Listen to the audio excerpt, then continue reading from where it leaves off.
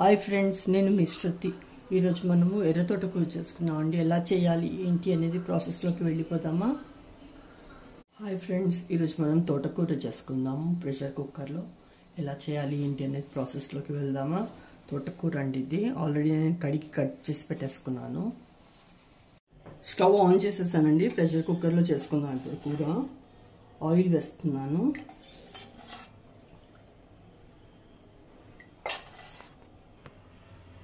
కొద్దిగా ఆవాలు వేసుకుందాం, అలాగే జీలకర్ర అండి. ఇవి ఇక్కడ 2 మీడియం సైజులోని ఆనియన్ కట్ చేసి పెట్టేస్తున్నాను.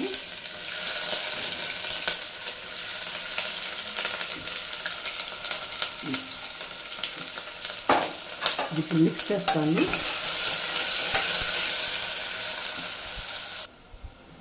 కలుపుతామండి. ఆనియన్ ఫ్రై అవుతున్నాయి, చూస్తున్నారు కదా, ఇలా పింకిష్ కలర్లో వచ్చేసాయి. ఇప్పుడు నేను 2 మీడియం సైజ్ టమాటోస్ కూడా కట్ చేశాను, అవి ఇందులోకి వేసేస్తాను. ఇప్పుడు మిక్స్ చేస్తున్నాం.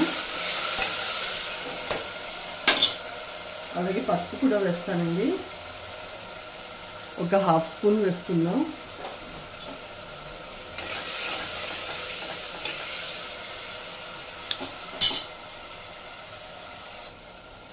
ఇప్పుడు ఇక్కడ తోటకూర వేస్తానండి. ఒకసారి కలుపుకుందాం. ఎర్ర తోటకూర అండి, చాలా బాగుంటుంది, టేస్ట్ కూడా చాలా బాగుంటుంది. ఒకసారి తెలియని వాళ్ళు ఒకసారి ట్రై చేయండి. ఇది రెగ్యులర్గా మనం వైట్ ఉన్నదే ఆకుకూర ఉన్నదే తీసుకుంటాం కదా, ఇలాంటిది కూడా ట్రై చేయండి, బాగుంటుంది.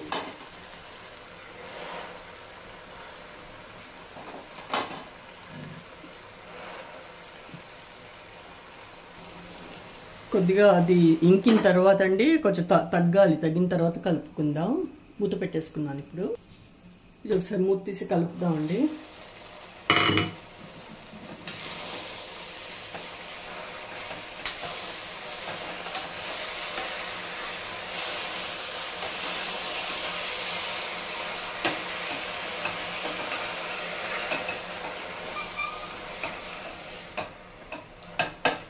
చూస్తున్నారు కదా, ఒక్కసారికి ఎంతగా తగ్గిపోయింది ఆకుకూర.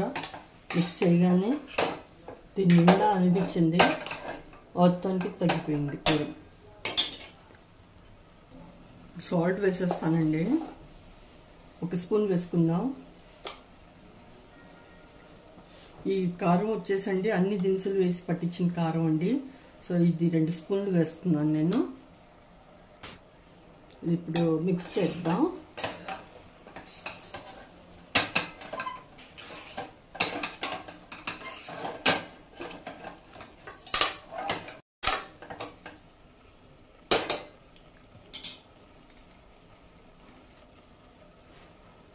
చూడండి, ఏం వేయకుండానే వాటర్ కనిపిస్తూ ఉంది కదా.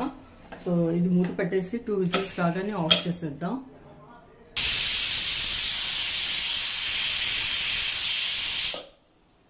ఇది ఓపెన్ చేసి చూద్దామండి.